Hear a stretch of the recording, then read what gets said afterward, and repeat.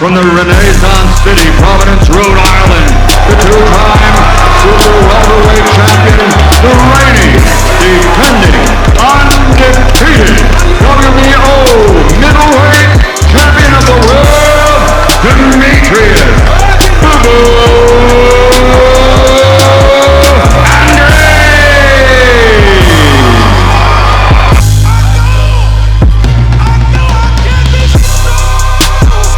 It's me again. You already know. Demetrius Andrade here.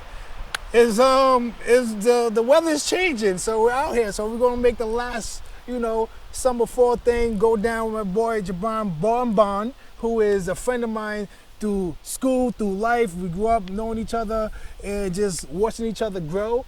And we're gonna get into some conversation. Yeah. Gibran, what's good? What's going on, brother? Yeah. Thank you for having me. I appreciate you letting me be here, man. This is a great opportunity right here, man. So I appreciate it. Yeah, for sure. So, we went to school together. Yeah. We seen each other act the fool, do things, watch each other's back, like just, the process of no hair to hair now. Exactly. Smooth looking kid, of course. And tell me, once school took part and we, went our own separate ways, because in life, it's sort of like with certain people, I believe it's, goes out and you come in, and it goes out and comes back in. But when it comes back in, it's for a purpose and for a reason. And so this is our reason today to catch up and just talk about what we have in the state of Providence, Rhode Island, and other people doing great things out here. So let's tell me a little bit. What you been up to? Well, first and foremost, once again, man, it's an honor to be standing next to a champion and an Olympic fighter. All right, so this is beyond anything that I could have ever thought that I could be doing with somebody, let alone somebody that I'm actually friends with. So after high school is really where a lot of, I think all of us kind of started. When we started to take ourselves seriously, we're a little bit older, and so I just hit the ground running. I'm the baby of 4 kids, single parent, and none of my brothers ever dreamed of doing the things that I did, but I dreamed, you know what I'm saying? So restless nights of loving wrestling, cartoons, anime, and all that kind of jazz. I always had thoughts of grandeur. So by the time I was 16, I started to do modeling shows around the city, specifically at Black Rep, and then J Woo all around. URI, I would do their hair shows and stuff like that. Pretty famous, especially with the Sosa team out there that we had with the 500 team and everything like that. So I was really much I got my starts pretty early. So once I actually graduated high school, it was do or die for me. I wasn't going to college, and none of my brothers really went to college, and I was just well, I'm either gonna be stuck in the streets or I'm gonna do something right for myself. And I was lucky to have started modeling early on. So by the time I turned 18 out of high school, modeling took me everywhere. Modeling is really the thing that opened up my doors, and that just took me many different places. And the first place it took me was Boston. So Boston introduced me to a company called Karmaloop, and that's really where my modeling career, my career in general started. I owe everything to that company. Karmaloop was a streetwear, kind of similar to Macy's and stuff like that. So it was a store, but it was the first one to really do streetwear online. And if you know anything about Karmaloop, it was studded belts at the beginning, skateboarder life, nice. thrasher life. Right. Huff got its start there, Obey got its start there, and little old me at the age of 21, I got my start there too. And we could get a little bit deeper in it, but that's exactly where my life started. So, right there. So going through the process of becoming, the model that you were doing, and modeling for people and stuff like that. For yourself, what does it take for somebody to go through the process without feeling maybe doubt, or what kept you driving? Because there's always going to be competition, right? I'm only, every time I speak, I always think of the competitive situation as far as boxing. What do you have to do to stay afloat, and like how do you get over like maybe if there's a self-doubt situation, like if you ever had been in a situation where like, damn, I'm gonna walk in front of these people, or like I don't know if I could like, because these things happen in real life. Absolutely. You know, the lights come hit people, and even it's like beforehand, moving into the situation, you're like your chest starts to feel heavy. Like you're sweating, you're this, you're that, of course. Because people stumble and fall. We see bloopers and videos of girls and dudes falling because it's a real nerve-wracking situation. It's not as easy as it looks. So have you been in that situation, and what did you tell yourself to like kind of like get through it? All right, so to answer your first question, 100% of course, you get nerves. Still to this day, I get nerves, and I've been, I don't know, nearly 1 million people in front of, like, together, all wise now in my 12-year career, I've been around nearly 1 million people. Nice. But still today, you get scared, of course, because you always want to do good.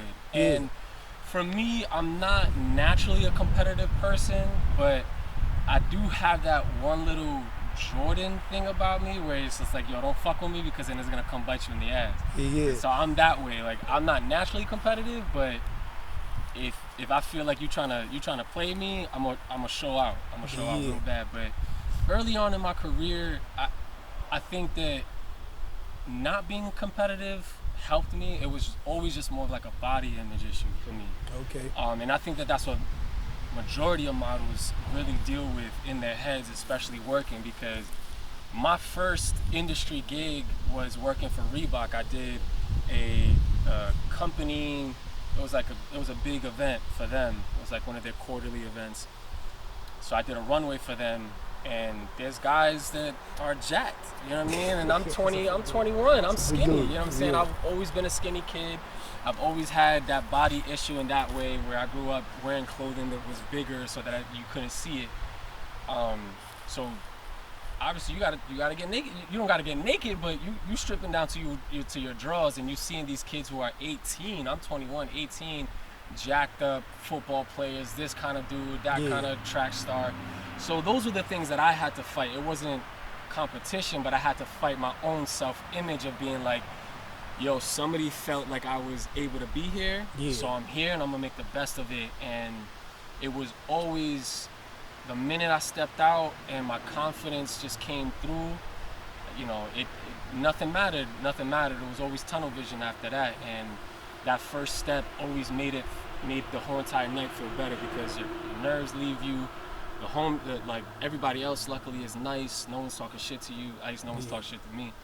But you get over it. Yeah, that's definitely some good information. So, I got here, I belong here. Yeah, exactly. I'm gonna do what I need to do. Yeah, and I'm gonna do what I need to do. And I'm my own single person, Do so what I need to do. I couldn't keep myself in other people's shoes. I could never do that. I don't want to be the next person. So I was grateful enough to say, all right, I might be the unicorn in the group, but I got something to bring. And for sure. I did.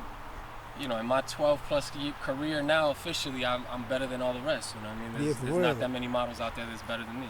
Yeah. You get my boy's like they walking like this and shit. They walking like this. He's like, nah, kid, let me show you how to do this, son. Let me show you how to do this, son. Well, the same way that you have to be able to jab the right way, I gotta walk the right way. Yeah, for sure. Because that's where my bread and butter is. That's what keeps people wanting to pay me more. Yeah. So, and so, me following like your steps in your career, and seeing how you're doing, because one, you're from Providence, Rhode Island. Two, we went to school together, and just like I'm just a supporter of everybody in like our state, because our state has tremendous tremendous broad of talent just in every aspect of the game. It's just people really don't, like if you're not in tune with the U.S. map, you really don't know Rhode Island, or you don't know who comes from there. There's a lot of great people that came from here, but just might not rep it as much because they want to rep the biggest city. You know what I'm saying? They want to go to New York. They want, for sure. Like I think there's a lesson to do that was from Rhode Island, right? Little R&B singer. I can't remember his name. Yeah, something like that. A few other people. We got, A-Rap music that's like just people, you know what I'm saying? Miguel Cotto, fighter. Miguel Cotto. He was born out here in Providence, Rhode Island. He was born here. and they won't tell you that, but yeah, whatever. So DJ Paulie Dita was on Jersey Shore. Yeah. Was from where Cranston or Warwick or Yeah, something yeah, like that. definitely, He definitely. barely repped. I mean, at least he was always here, but he never repped us. yeah, so you know that it just happens like that. And so what I seen next from like, you know, you going to from being a model to like a switch over, and I'm like, yo, this dude's rocking crowds. Yeah. I see Gibran, Mike, phone walking through stage. I'm watching on the video, and I'm like, I'm like, yo, my dude got me going. Like, so, like, walk us through that. Like, how you get from that, what happened from that point? Like, that was amazing to see that. I appreciate that. Like, your skills and talent, your human being, that you can, like, just go from one thing to another. That's extreme. Yeah. That's extreme. From One being to another. that's an extreme situation. So, let me hear about it. So, again, Kamloop was like the breeding ground for me because it allowed me to think like that. It taught me how to think like that. It bred me to think like that. So, if anybody that's gonna watch this worked at Kamloop during the times that we were there, they understand what I'm talking about, because there was many people that did many things, and no one was really a professional, but they were all professionals and the best at what they did. I mean, I had either college graduates that had 7 degrees in marketing or this, that, and the third, or there was one dude that was just like Dennis Tedesco, who was just phenomenal at marketing, but, you know, had the opportunity to be at Kamloop. And forgive me if Dennis actually does have degrees, but I'm just using that as a metaphor. If you guys know who Dennis Tedesco is, that's Nike, that's Saucony, and so on and so forth. Right. So it was a playground for guys like me who just came up out of the street, needed an opportunity and a window towards the world. Long story short, there was a guy by the name of Max that was putting on a tour that was being sponsored by Kamloop. Comes in, he knew me from working in the studio, so I worked in the photography studio. People knew me for my personality, and because I was also on the Kamloop website, I had a little following. I started to gain a little following. Guys like, yo, I love your personality. Would you love to host my tour? He had just finished getting off of a tour with Kendrick Lamar and Steve Aoki. He's like, I felt like we was missing something, and your personality, I think, would fit in the middle. And I looked at this, mind you, he's a white guy. So I looked at this white guy, and I'm like, yo, I've never hosted anything in my life, so no. But he didn't take no for an answer. Yeah. So he's like, I'm gonna talk to you in 2 months because the tour is gonna start in 2 months, and we'll see what you think about it then. No word of a lie, 3 weeks before tour started, he's like, all right, well, yo, here's a contract. This is what I want to pay you. Come on the road with me. And I said, yo, I'm telling you right now, you want me to rock crowds 5, 10, 15,000 people, and I've never done this before. I'm not trying to make you look like a dummy. He goes, you're not going to make me look like a dummy. And I looked him in his face and I said, all right, well, if you believe in me, then I'll do it. Yeah. First tour was with Logic and Cruella. Oh, that must have been a good one. It was great. It was Orlando, Florida. It was 5,000 people. And I guess I had it naturally about me. Yeah. You know what I mean? I came out and I'll never forget it. And it was nothing from there. But at that point, I had already been touring since I was 18. So I started touring with this group out from New York called Oxymorons. And we was up and down the East Coast forever. So I was a little bit familiar with touring, but I was never the focal point. Yeah. I was a lackey. I was driving, I was sound checking, I was getting paychecks, you know what I'm saying? So I was familiar with tours, but there was van tours, there were sprinter tours. So I got to that point, and you know, luckily one thing led to another, and then it came touring with Lil Yachty, Ray Shremmer, you name it. I mean, at this point, 7 years of touring, 8 years of touring, and I've been with everybody. So Yeah. if it wasn't for Max not taking no for an answer, I would have never gotten a tour. But if it wasn't for Kamloop, I would have never had that opportunity. Yeah, for sure, definitely. And I also like to let people know, like, you know what I'm saying? Like, you, they see something in you, you know what I'm saying? So sometimes as people, you need people, Kamloop, this guy, to like get you to know, like, yo, bro, you have it, believe it or not. here's your opportunity. Let's go get it. You know what I'm saying? And the money was good, so I definitely couldn't say no. Hey, Benjamins make the world go around, should I say? You know what I mean? You know, I'm not saying it's gonna make you happy. I'm just saying it helps make the world go around. Okay? But so then I read something. Okay, so boom, I'm watching one, and then it's like you was involved with Kanye West or something like that. Like, so I was like, so I'm just going through your story, and I'm like, yo, like I'm like, wow, you know what I'm saying? It's always gonna be a wow, because like, how many people can you say that we went to school with or whatever, in our area that's like, wasn't well dressed in high school and not dressed at all after high school. We can say a whole lot of those. You know what I'm saying? Damn, homie, you in high school, you was a shit. Real talk. But so what led like the Kanye West thing? I heard like, I was like, oh shit, Kanye West. Like, damn, my man is out here making moves. And it looks like it's all proper, you know what I'm saying? Like, it's absolutely. Can't no one take that from you. Yeah, it's all, and it's like, the vision from the outside looking in is like, it's crazy. Modeling to like being a host on like Steve Aoki and these guys, like Steve Aoki, like, damn, bro, like Kendrick, I know, like that's it, Logic, like, with during Good Kid, Mad City, absolutely, man, for sure. Like shit, like, I'm somebody that is like, I'm not gonna lie, like I have my like people that I like watching their work ethic and stuff like that. Not like a starstruck situation, but there's some people out there. Yeah, I be like, if I see them, I'm gonna be like, if he knows me or not know me, I'm gonna be like, yo, bro, like, yeah, like I like what you stand yeah, for, like, you know what I'm saying? Like, I appreciate that all the time.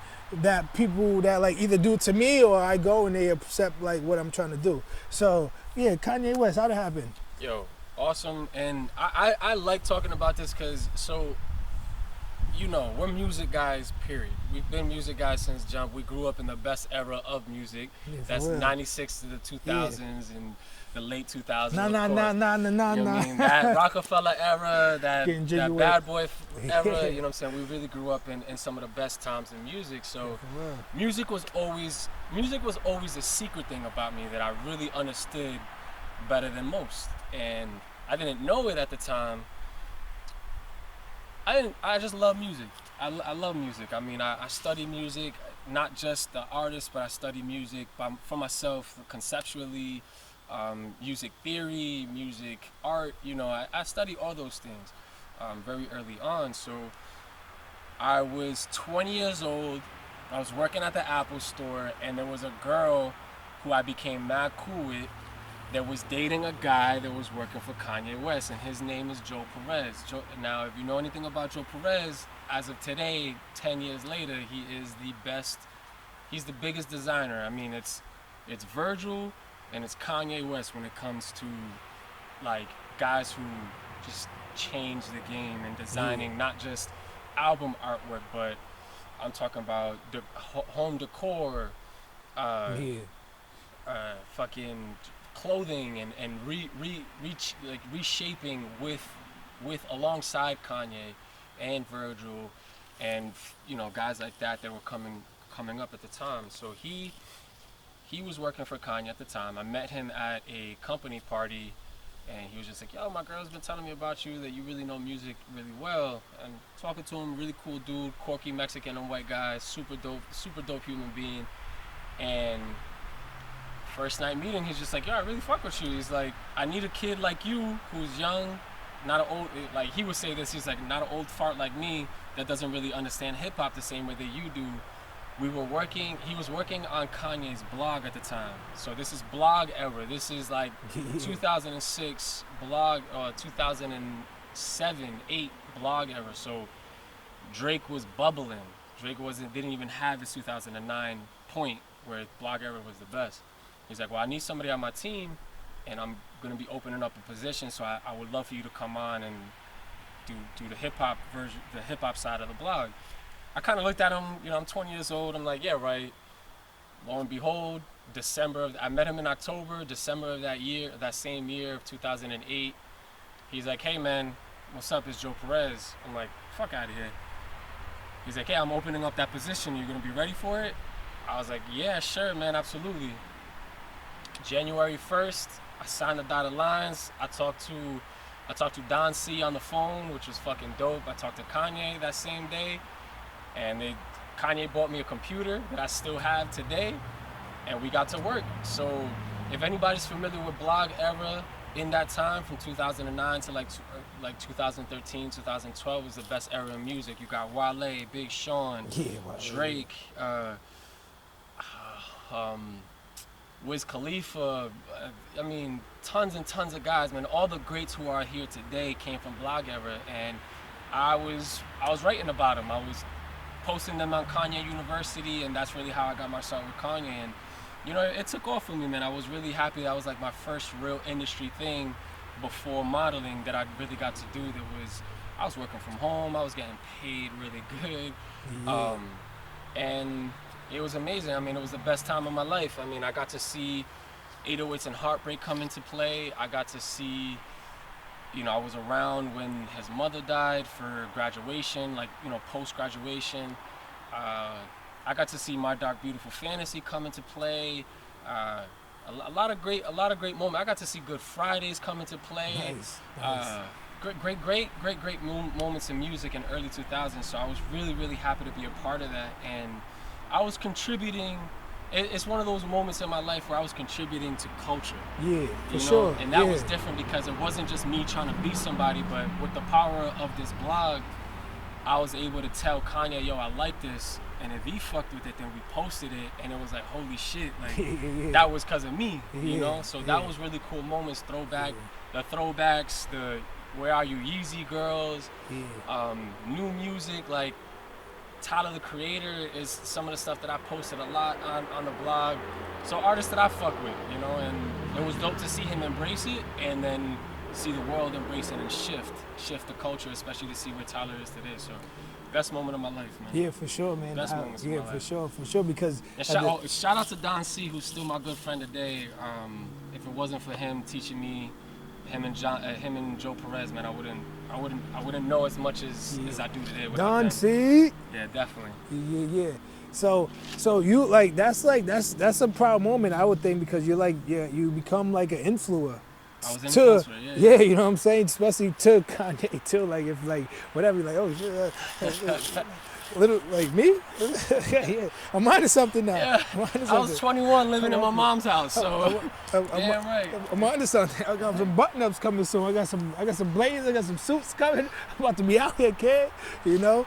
And, yo, that's, like, amazing. You know what I'm saying? Like, that's just, for me, it's like those little opportunities where you're in Apple and you like know somebody that knows somebody that knows somebody, and you who you are. Like I said, it's what you have inside you that they see, and it's just like, yo, you're a good fit. And for you to like get them opportunities out of nowhere, it's not like you signed up for an application. You was like looking for it. I wasn't out there, but you know, a lot of guys like me and you, and all of our peers that are now doing great things in the city.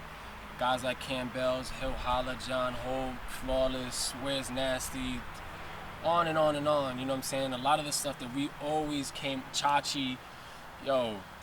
Oh yeah, Chachi. Yeah, so on and so forth, you know. A lot of the things that are synonymous between us is guys like DJ Lefty, you know what I'm saying? You talk about these people, and one thing that's synonymous between us is that, like, yo, you want to be a good person. Beyond anything, you want to be a good person. So you could be great, you could be fucking the best at what you're doing, man, but if people don't like to be around you, that is really, that's it. If people don't like to be around you, if people imagine your whole A team, if they didn't like to be around you, they wouldn't work right for you. You know what I'm saying? Sure. The guys in your court wouldn't want you to win because you're just you're a jerk. Nobody wants to work with a jerk. So you wouldn't be able to guys like your dad teaching you the ropes. If your dad wasn't a city legend the way that he was, you know what I mean?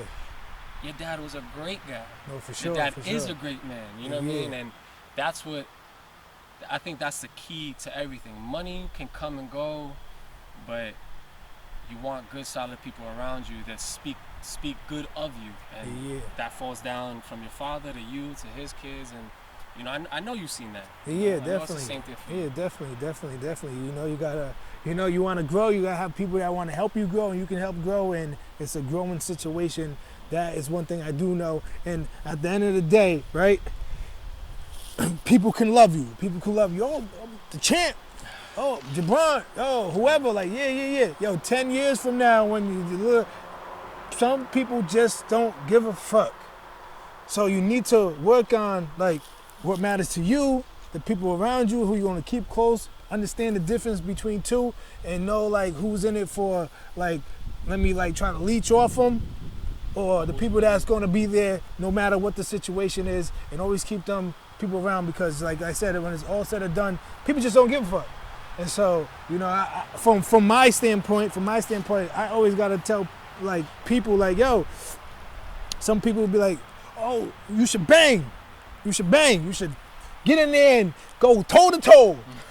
Rocky Balboa, go toe to toe, pow poo, right? And I'm like, yo, if I end up in the hospital, you're not gonna be there. And if I end up doing nothing, you're not gonna be there. So like, I'm not doing that for your likings. And Right, just like, to entertain. yeah, like it don't work that way. Like, and the in my career, the best fighters, the one that had the legacy, never did the Rocky Balboa shit, because that's fake. That's not real life. That's not longevity. Right. You know what I'm saying? Exactly. Longevity is what we like shoot out for. Like, you know, there's some temporary shit. You gotta do some temporary shit for some temporary shit.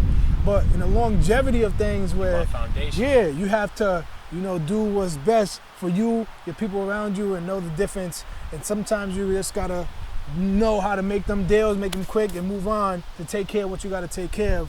But yeah, man, longevity is the key, and keeping the right people around you is always the best thing that anybody can have in this world.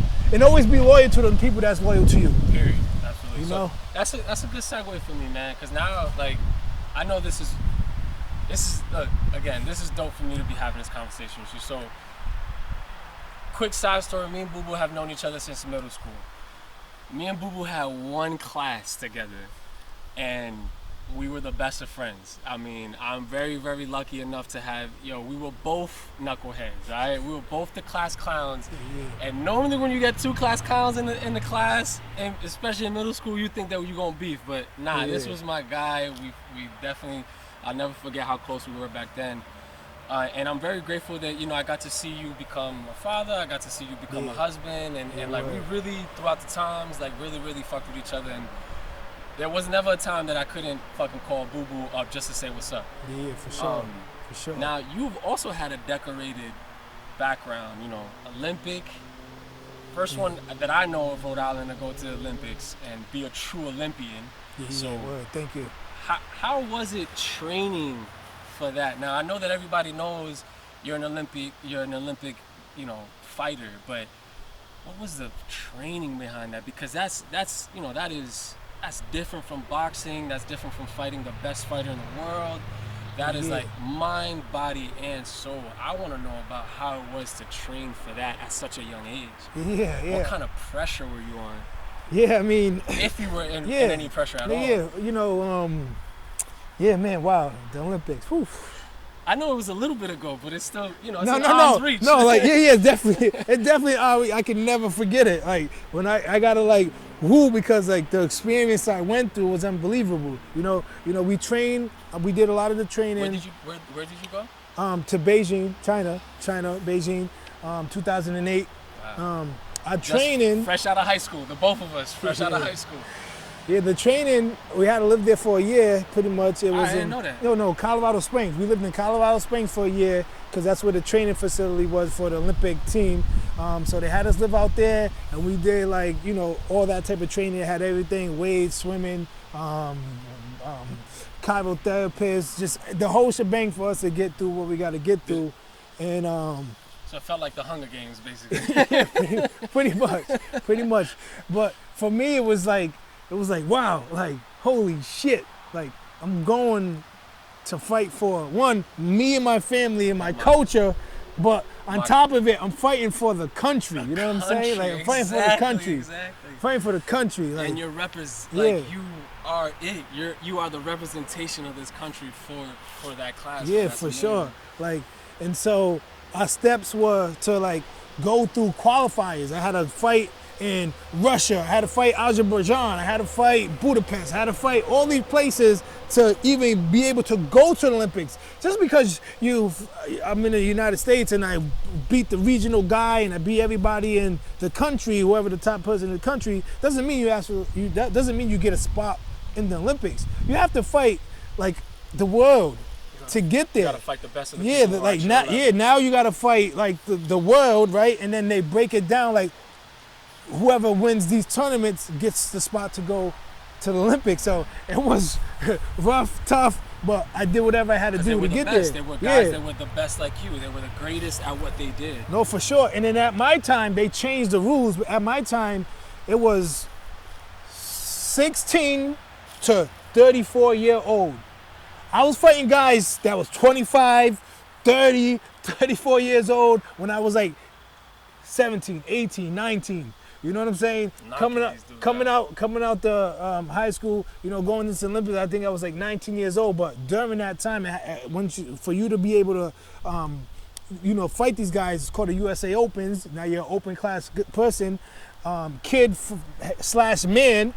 At 16 years old, they changed it now to like 17, 18 because, a lot of people don't know, like, let's just, for instance, Lomachenko, Rigondeaux, like these guys that went to 3, 4 Olympics because the country keeps them and sponsors them to stay amateur to fight the Olympics because the Olympics is the biggest thing for overseas. So I'm fighting guys that have been in 2 Olympics already. I'm like, what the, like, holy, or the guy that's been in 1 Olympics. So like, but still, it's one more than you. Yeah, so I'm going in there just like, you know what? That's because I wasn't there. Exactly. I wasn't there. The reason why you got there is because I wasn't there. You know what I'm saying? So that was my mindset. Like, yeah, you got there, but I wasn't there. Now I'm here. You not going there. So that's kind of how like I put my mind, my body, my soul to the situation. Is always that like you got there. I'm proud of you, but now I'm here, and that's how I keep my training, my mind focused, and I just like keep going. But yo. Rest in peace, Kobe Bryant, chilling with him. Dwight Howard, you know what I'm saying? Wait, hold up. You was with Kobe in the Olympics? Yeah. Kobe, like, I have... Did anybody notice? Like... I didn't know you was with the same Olympics as Kobe. Yeah. What? Yo, that's crazy. All right, yo, cameraman, put the fucking blow on my mind right here. That's crazy. And it was funny because like, did you guys interact? Yeah. Like it was crazy because like walking in, like I'll give you like the breakdown. Like walk into the open ceremony, they had the NBA players with the boxes, and wait a minute. So was Jordan in that shit too? Nah. All right, because didn't they play in the same Olympics, or am I wrong? Damn. All right. Yeah. Damn, they got me wrong. They got me wrong. Nah. Edit that. They could.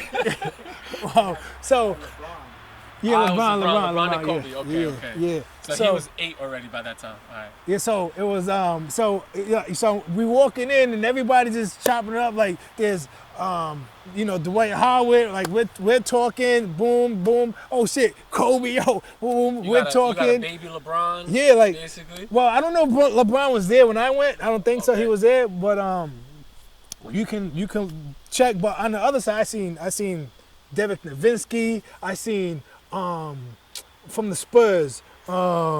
Parker, I seen Ginobili. Like I'm going up to them like yeah, because they're in another country, and I'm like exchanging stuff with people. Like we got like souvenirs, so I would like see somebody like, yo, can I have that shirt? Can I have that beanie? Hats, can I have that tag? Yeah, like yo, let's exchange stuff. And I would love to see one of those. Yeah, one day, man. I gotta bury it. I gotta get it all out, but this stuff I keep buried so don't get missing.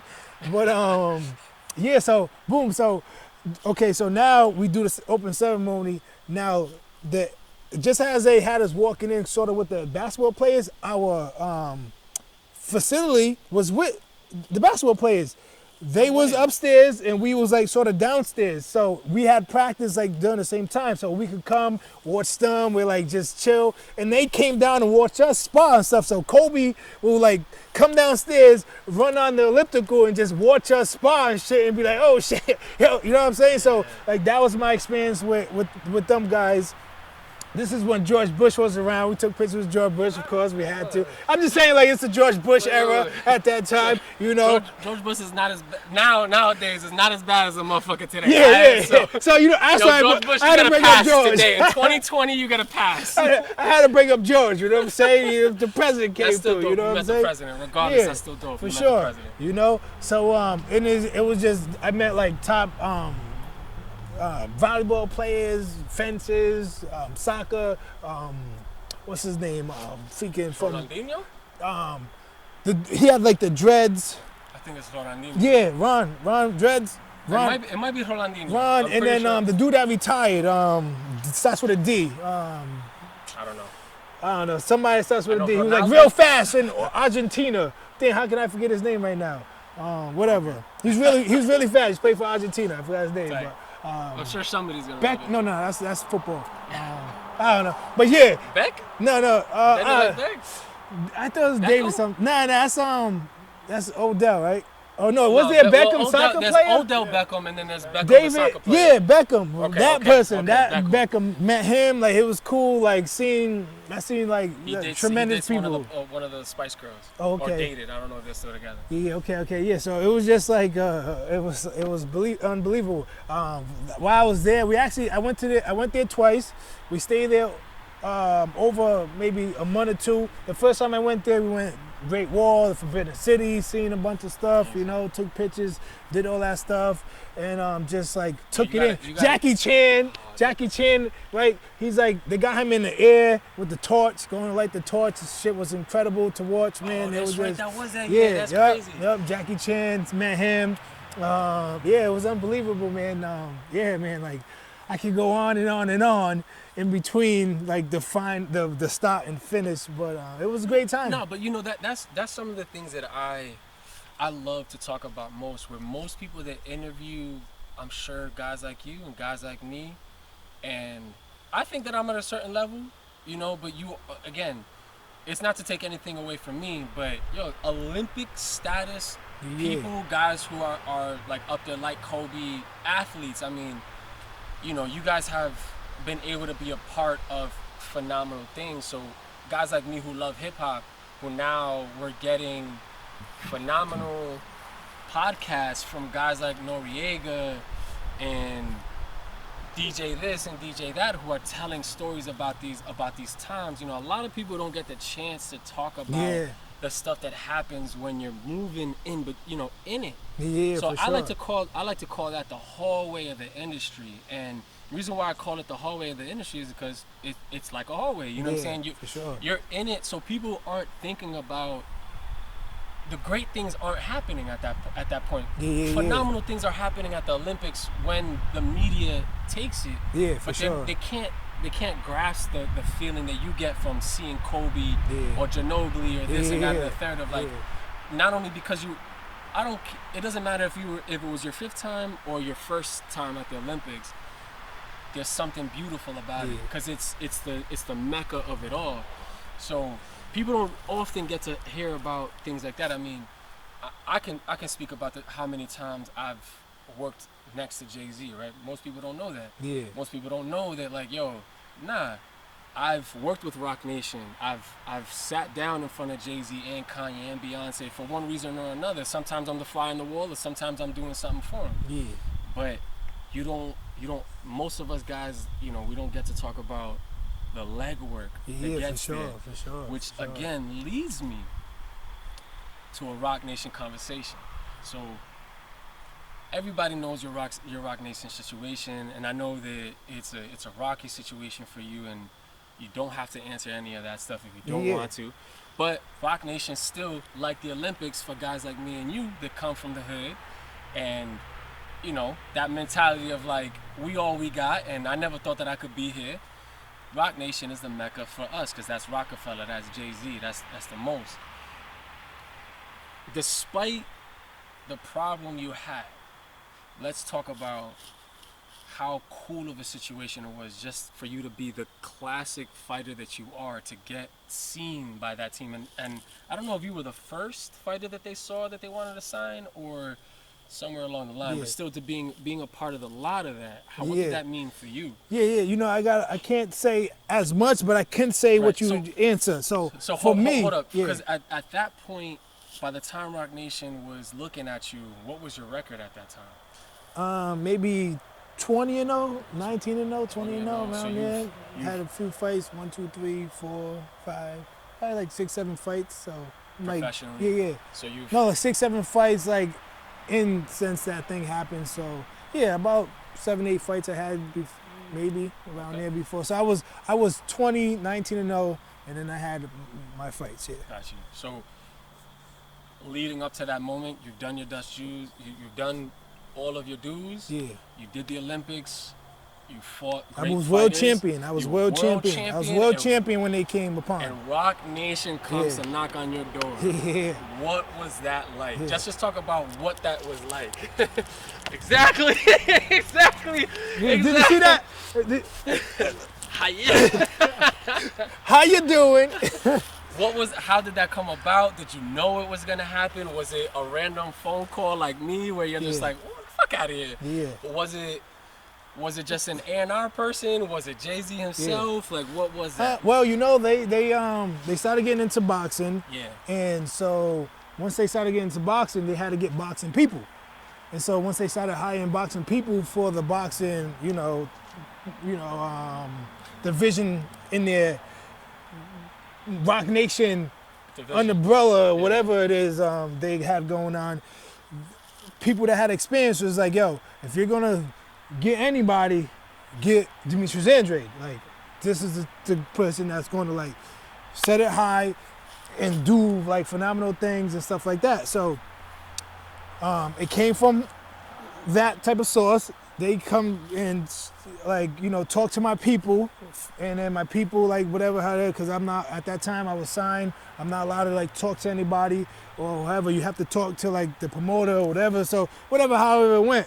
They went through the doors. Yeah, they went through the thing. I haven't talked to none of them personally. It was just through that. People was talking to them. It was through that, and then I got Tell your people to call my people, and then we'll talk.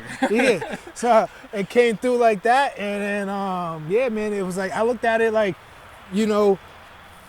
as far as like the opportunity to like grow. You know what I'm saying? Like I looked at it like, man, I'm gonna be able to like help the culture.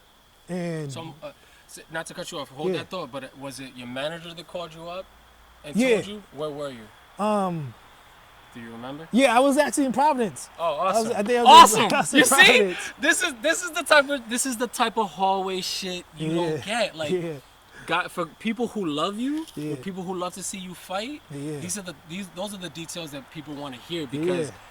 One, for me, just knowing that you got a Rock Nation call from your manager here in Rhode Island, that's why guys like Boo Boo are trying to let your fans, your fan base know, your YouTube page know, like, yo, Rhode Island got it. Oh yeah, for sure. We getting multi-million-dollar calls. So for sure. So like just going into the situation, just me being excited, just like, oh shit, like you have Rock Nation. You have Rihanna, you have Beyonce, you have Jay-Z, and you have the list just goes on. And so I'm looking at it like, wow, I can bust down people, right? And then be like maybe on and become like a model for some of the be on the poster with Rihanna, baby. Yeah, baby, you need that man in your life, call me, you know what I'm saying? I'm a fighter and a lover, baby. You know what I'm saying? Like shit. These hands can grip you well, shorty. These hands can grip you well. I promise you. For sure, you're in good hands down here.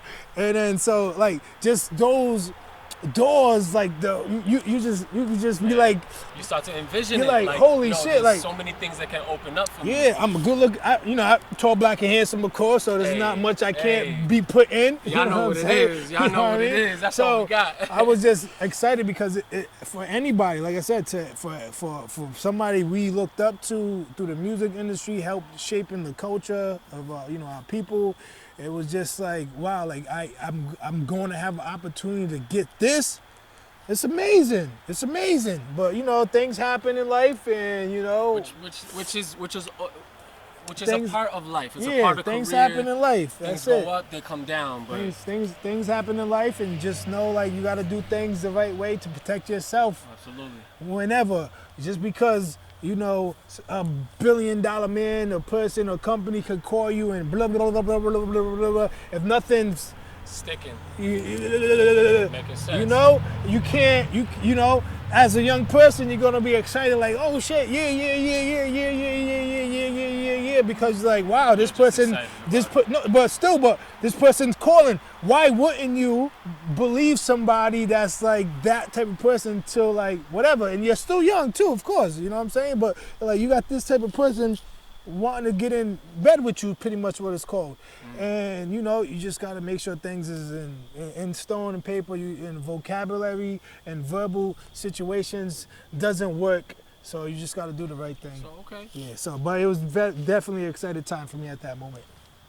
My last question on this topic. 2 years after, we all know what you went through with Rock Nation, and I'm glad that, one, you're as smart as you are to get through it. 2, you were strong enough to get through it. And 3, you had the right team around you to get through it. 2 years post that situation, first fight, October, Boston, Massachusetts. What did that feel like, getting back in the ring? You fought I was there. You fought a phenomenal fighter. Yeah. What were your thoughts going into that guy? Did you stack up the stats against you where you were like, yo, I haven't been able to be in the ring? Of course you're training, but you haven't been able to be in the ring with a competitive person at your level. Yeah. What was your thoughts leading up to that moment? I believe it was October 15th. Correct me if I'm wrong. 15th or 27th. It was a long time coming. Yeah, for sure. What was that? And you filled up that.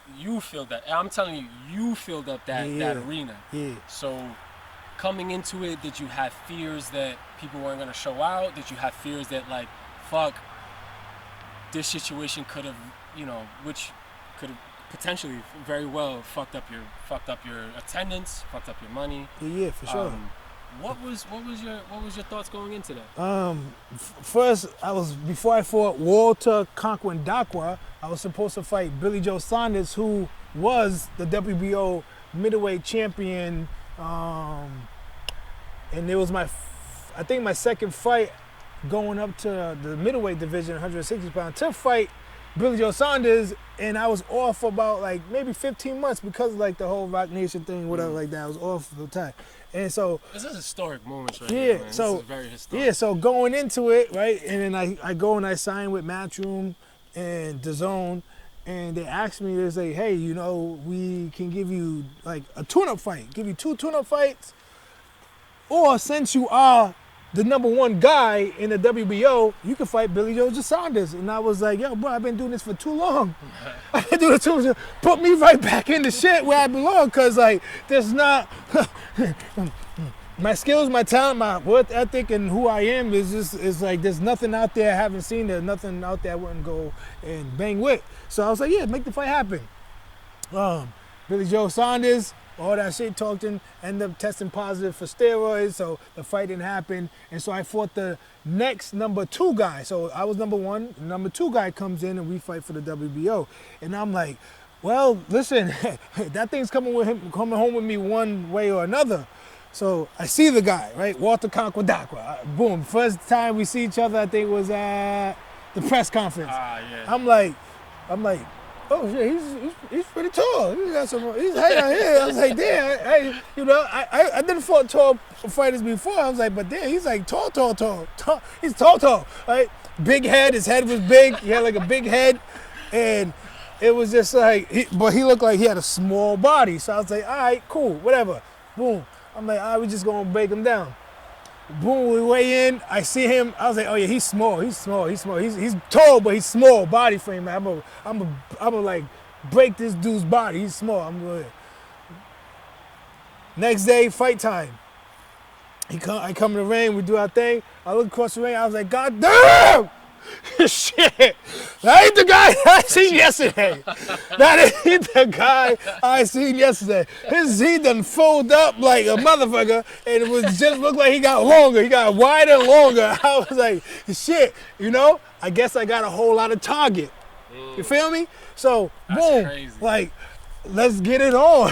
You feel what I'm saying? And we know what the result was. And like from that point, I had just had an interview the other day with, the former ESPN, guy that's been there for many, many years, Dan Rayfield. And I was like, yo, you know what they call me? Dr. Dismantle. That's what I'm going to call myself. Because, whenever you get in the ring with me, I dismantle you and you don't never get to get back into the fight. Like, yeah, like he was not able to. Him, like, I could go on. Vanez Monterosa, who was 33-0 with 30 knockouts, who I fought for my first world title. He's an Olympian himself. My first time I fought another Olympian, and he was 33-0 with 30 knockouts. For the people that say I don't fight nobody, who whatever. Willie Nelson, who grew up in the amateur program that fought everybody, who's a hell of a fighter. Brian Rose, who was a hell of a fighter. A lot of guys.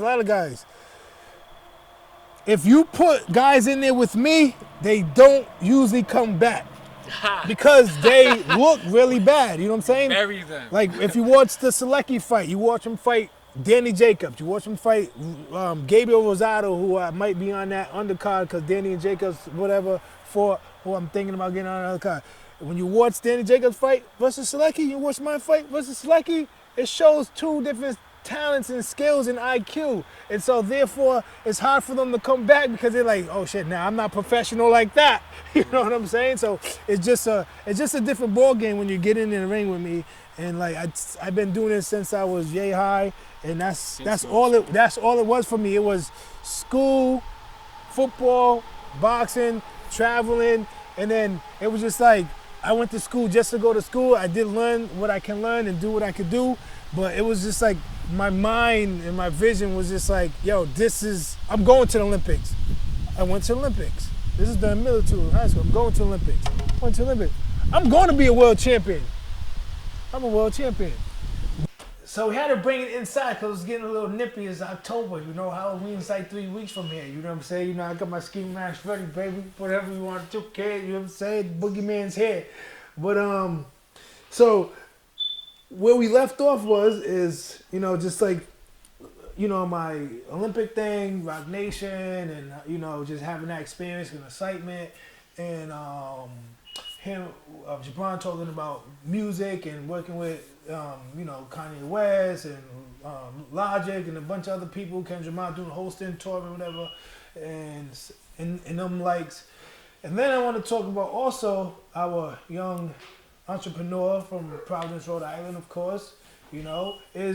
So you went from modeling to blogging, modeling, blogging, hosting tours, and now like becoming a DJ. Now you're a DJ. Now you rock the crowds. Now you're gonna rock them and you're gonna put on the sounds So how did you make that come into play? Yeah. About 3 to 4 years ago, I'm well known, touring, marketing, in Rhode Island and beyond. I'm a global name to my own respect, and I'm very proud of that. And I got approached by a young kid at the time by the name of Charlie Tunes, and he was doing a collective called Trash Ratio with some guys from Lowell, Massachusetts, and Boston Collective. So I started hosting with them, and it was really cool. These guys are decorative DJs, guys like G-Made, Charlie Tunes is a decorative DJ by that point. Radical One and Star Trek, and we got my guy C Dot. You know, these guys are just phenomenal DJs. And again, like I told y'all in the beginning, music has always been my thing, and I've been very grateful to be paid to know have the kind of knowledge that I have because of music and being a music historian. I got with these guys, and it was the first time me really working with like a group of DJs, and I got hooked. I've always loved music, but I never thought that I could be a DJ. So me and Charlie disbanded. The group disbanded. Trash Ratio disbanded at one point, and Charlie was just like, "Yo, we still going." I was like, "Cool." So Charlie ended up making a group called Low Key, and that's where we are today. So 4 years later, we're a group called Low Key, and I'm standing next to really great DJs as well. Watts Beats, Charlie Tunes, Chino Stay Solo. We got a full team now, full marketing, creative director and team that's expanded to having 2 girls on our team. Genesis, we call her Sega Jen, and we got Mel. We got our creative director as well by the name of Shot by Hens. And it was just more of like the bug caught me, you know what I mean? There was this young kid that I was working with, one of the best DJs, one of the top tier DJs here in the city called Beato. He goes by the name of Demon Beato. And one day we were together and he's like, "Yo, G, you should DJ. You got great taste in music." And I was like, you know, I kind of like to stay in my own lane. I don't want to like, you know, ever make anybody think that like I'm DJing because I think I'm cool enough to DJ. But he's like, nah, you got it. He's a, you know, 18-year-old at the time, 19-year-old. He's really hyping me up. He's like, "Yo, I'll teach you. And he kind of taught me a little bit in the beginning. And from him, one, giving me the blessing, being an OG at the time, or, you know, coming up to being an OG, and him just being the best, one of the top tier day trill certified DJ, he gave me the bug. You know, I loved the way that he DJ'd. I was confident in what he was telling me, and I felt confident that he wasn't bullshitting me. So he taught me a little bit, and I was like, "Oh man, this is fun." I never thought that I could DJ. I never thought that I would be a DJ. I still don't think that I'm a DJ just yet. I'm definitely trying to work up to that title. But I've been spinning for a year now, being close to my low-key collective, and getting the blessing from Beato and the blessing from the world-class DJs that are now here in the city, DJ Knockout, Where's Nasty, and beyond. These guys have really, you know, been people that I looked up to since I was a kid, you know? Yeah, for sure. So DJ Knockout. absolutely, man. My guy DJ Knockout, who was my first favorite DJ in the city forever. You know, it's been awesome to have guys that I looked up to my whole life, giving me pointers, be in the DMs, or text me, message me. Guys like DJ Ness Never Smiles, you know, decorative DJs telling me, "Yo, do this, do that," and helping me throughout the way and giving me the confidence. And when we first started talking, I told you about like how it wasn't necessarily a competition for me. It was always just more or less like, damn, I'm scared to. There's guys here that look better than me and this and the third. So when I'm standing next to my own DJ collective I'm just hosting for, and these guys are great DJs. These guys are really good DJs. It was a confidence issue. It was like, yo, am I supposed to do this? Should I be doing this? But I got good, man, and I'm very grateful at where I'm at. I'm still training. I'm still practicing every single day. And, you know, it's been a blessing to be a part of this low-key collective and push new music that isn't hip-hop. You know, we're doing world-class music. So what we mean by world dance music, we're doing Bali funk, Afrobeat. We're doing music that we're inspired by groups like Selection and K-Tronada, and doing those world-class African beats, you know what I'm saying, those African drums and the Congos, the Brazilians, and so on and so forth. So we're doing, you know, things that it's like house music, deep house, trance, or this, that, and the third, but we're also doing music that's like, you know, remixed and stuff that people don't often hear, you know what I mean? So it's like remixes to like current hot songs. So I'm happy to be a part of a collective that's not just doing the normal music. It's not just hip hop. It's not just trap. but we're taking that track, finding our favorite DJs who are remixing these songs, and taking it further. You know, guys that we look up to is the Selection Team, Andre Power, Joe K, and beyond. We got guys like Full Crate from Europe, guys that we're looking up to, man. And I'm grateful to be, you know, I'm very happy about my marketing background, so we're able to market this correctly, but we're also to take this to like beyond, man. And DJing as a solo has been fucking cool, because I've been the kid in the middle of the dance floor dancing my whole life. So the fact that I get to now play the music that I want to play and also dance, it's been a blessing to get to this point, for sure. I never thought that I would get here, but here I am. Yeah, for sure. And so that's why we're going to see what you're made of. Absolutely. We're going to have a day, you know, we're going to put it together, you know what I'm saying? We're going to have you out here DJing, spinning in 1 and 2, hyping it up, you know what I'm saying? Making it go down, and so the people can see, like, yo, like, you know, the capability of one can have, you know, through many other things. Like, you know, for myself, I have a lot of ventures in my life that I do, and that just, and it also is a point in time in life as people get older. It's like, yo, when you get smart, it's like, yo, I am good at this thing. I am good at one thing, but yo, let me put my energy into the next thing.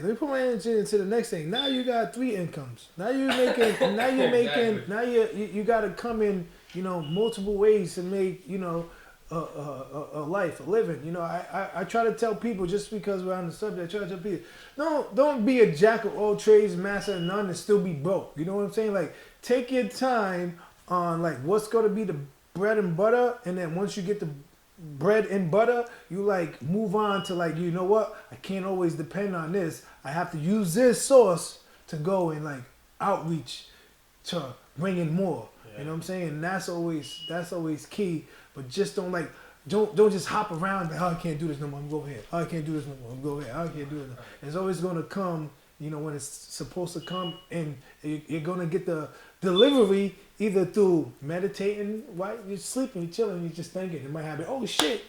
Or somebody might like spark you in to do it, light that fire under you that you haven't seen, like what we previously talked about working at the Apple store, and you know, and stuff like that. So like it's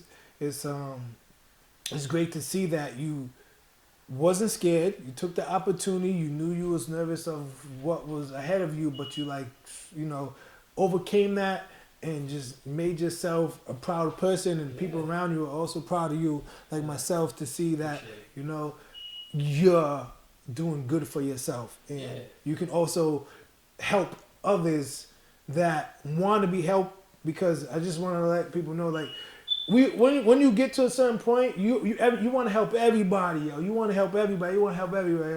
But you only can help the people that want that want it. Yeah, you know what I'm saying? Like, absolutely. no. Not want to help. I don't want to get it mixed up. But like, they gotta want it. You know what I'm saying? You can't help people that just want to be helped, and you just gotta keep help. You gotta help people that want it. Hunger. You gotta help the people that are hungry to help them get there, but they want it. Like, cause I want for everybody. I want for everybody. But that person has to want for themselves. And so you have to realize the difference between helping somebody that wants it for themselves versus somebody that's just like, help me. Yeah, I think it's cool. And then it's like, help me all the time. When it's like, yo, I'm gonna help you because I know me helping you.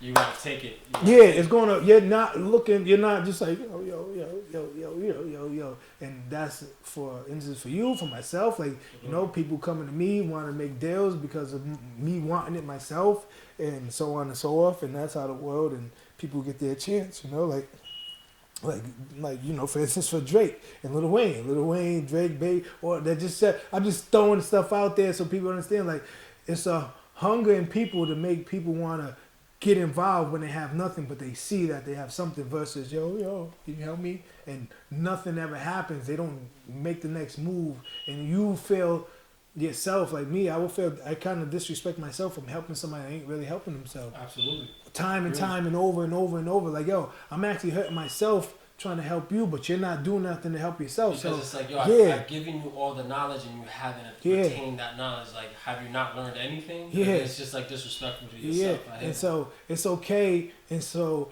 when I went to the school of Victor Conti to learn how to say no, my life and things around me and my structure got a lot better because I always was the one that like wanted to see people good because I know what it takes, but they also have to want it. If they don't want it, yo, there's nothing you can do, and it's okay to say no and just leave it at that. And so, you know, we don't take no for an answer, Hell baby. no. We gonna go get it. Well, we're the You ones know? giving out the no's Yeah. because we've already put in the time and Yeah. the effort. So again, you've been fighting, and you were already trained by a profound trainer. Yeah, Your for father, sure. you know what I mean. Your father is a dynamic human being. Parlay. Hell yeah.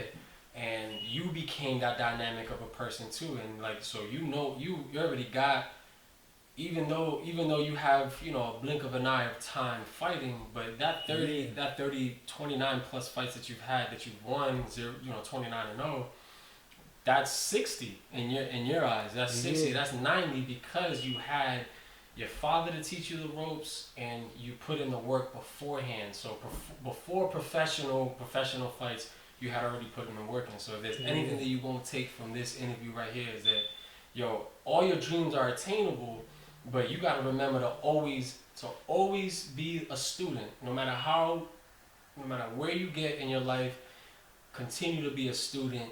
Learn as much as you can. Be a good person, and work and practice hard, man. Like DJ Jazzy Jeff still to this day practices on and on. Jay-Z still practices how to rap. Will Smith still practices how to act. Like, let go of your ego. For sure. Remember where you come from, and learn how to say no. But like, yo, practice as much as you can, and don't ever put yourself in a box, man. For sure. Yeah. Yes, sir. Yo, thank you, man. Thank you you for your time. Hell yeah. You know what I'm saying? We enjoyed it. It was real. Hell yeah. We can't wait. And yo, we're gonna have my man spinning. It's gonna be another, you know, episode to watch. Thank you to my people, my followers, my fans. Another great character to like tune into and follow, and you know, see his journey as life goes on as well, man. Stay tuned. It's me again, Ha and I Ride, and cheer. Stay tuned for the next one.